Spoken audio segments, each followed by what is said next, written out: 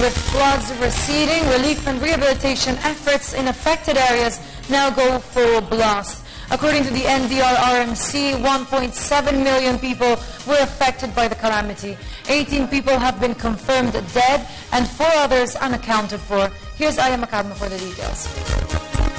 President Aquino is satisfied with the immediate actions taken by the national government agencies as well as the local government's response during the onslaught of Tropical Storm Marine and the enhanced monsoon rains in the past days. Based on the reports, reactions, and updates ng mga local government, mga local responders natin, the President was satisfied dahil sabi niya maganda yung ginawang action ng local, national government, pati forecasting ng Pag-asa, very timely and very accurate.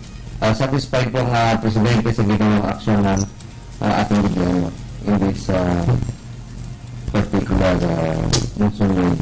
The government now shifts its efforts to relief and rehabilitation efforts.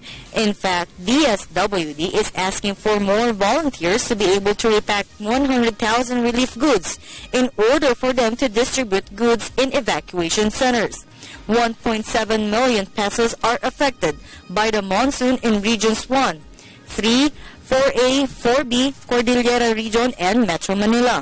Director Restituto Makuto of the Risk Reduction and Response Operations Office of the DSWD said they are currently repacking goods in their warehouse 24/7 in Pasay Road. Kung sino po yung interesadong tumulong na ating mga kababayan, so makipag-ugnayan na lang po sa aming opisina doon sa National Resource Operations Center. Malapit ito sa airport sa may Pasay Road para makatulong at kasi ang ating na i-repack ay 100,000. So basically, kailangan po namin ng mga volunteers. So meron po tayong kapartner na International Organizations for Migration. Sila po ang in charge ng camp management. So nag-iikot sila simula ngayon sa region, sa NCR ngayong araw na to, tomorrow sa Region 4A at sa Saturday sa Region 3 para makinggan yung ating pagmamanage ng evacuation, para mabigyan natin ng capacity at tulong ang ating mga local governments. Meanwhile, the National Disaster Risk Reduction Management Council reported a total of 18 fatalities, 41 injured, and 4 are missing. The total initial cost of damages in agriculture and infrastructure rose to 78 million pesos. But in agriculture alone, it was reported to 22 million pesos in northern Luzon.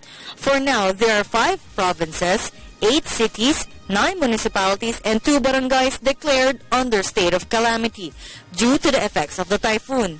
Since the weather is getting better, the NDR-RMC might change their alert status to blue alert tomorrow 8 a.m. if the weather continues in the next hours. For the People's Television, this is Waywaya Macalma.